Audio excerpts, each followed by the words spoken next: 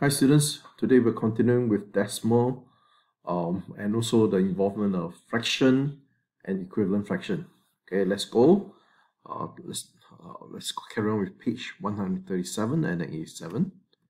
So first we need to establish patterns on decimal and fraction. So this first one is related to fraction. So still using the same technique that I've taught you in the past in recognizing patterns. So you got to find the difference between each of the sequence. So the difference is 310. So you plus 310, you get 610, plus 310, again, you get 910. So again, plus 310. Okay, we are not too sure. Yeah, some of us will say, oh, it's 12 over 10. But we are given a number line here to help us to resolve. So let's look at where is 9/10.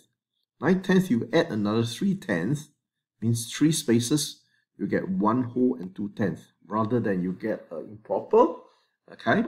And then again, you add another 3/10, using the number line. I get 1 and 5/10, add another 3/10, I get 1 and 8/10.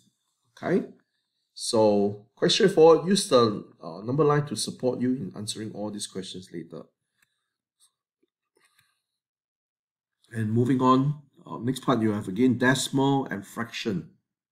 So I'll show you a couple of examples. So again, looking at the pattern, each of them, the difference is plus 0.3. Okay, the number line is given to you. I leave it to you whether you want to use them. Okay, I prefer not to use them because it's quite straightforward. You can just add on, isn't it? So you add on 0.3 again, you add on 0.3, get this answer. And then 9a, so the sequence is from one to another, the difference is plus 0.03. So plus another 0.03, you get 0.17. Plus another 0.03, you get 0.2, plus 0.03 to it, you get 2.03, and another 0.03, you get 2.06, and after that you add another 0.03 to it, you get 2.09. Okay, what about another example on fraction? So from the first to the next fraction in the sequence is a difference of plus 26. So plus another 26, you get 156. Plus another 26, you get 2 whole and 1 6. Plus another 26, you get 2 and 3 6. Plus another 26, you get 2 and 5 6. Plus another 2 6, you get 3 whole and 1 6. Isn't it? Just have to recognize the pattern. Okay, feel free to use the technique that I've given to you. In fact, I thought it's a brilliant technique. In future, you may have much more tedious pattern. So that's how you can establish pattern by using this technique. Okay. So next one is equivalent fraction. So again, this is a introduction to it. So you are given a model like this. This is 1/4, but I want to split it into half of this whole model. So you'll look something like this eventually. So instead of 4 parts, now I have 8 equal parts. So these 2 blacks out of the 8 equal parts, that's how I get 2/8. And the same thing, down here I got 3 out of 5 parts that are green. Again, I want to split into half of this whole thing. So after you split, you look something like this. So now in total, I have 10 parts and 6 greens out of the 10 parts. That's how I get 6 over 10.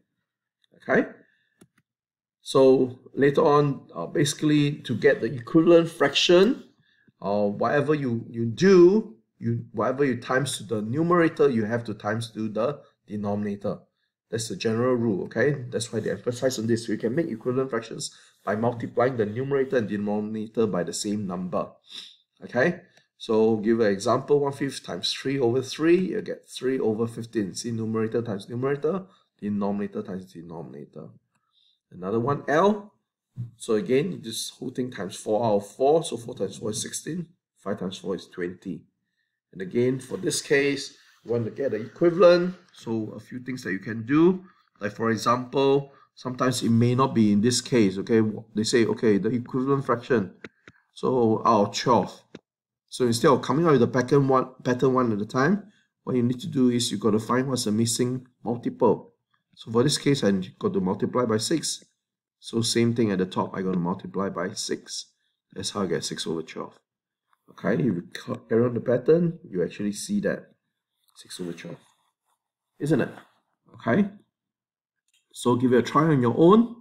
So maybe I just give one example. I say, okay, 2/5 I'm going to make it 35.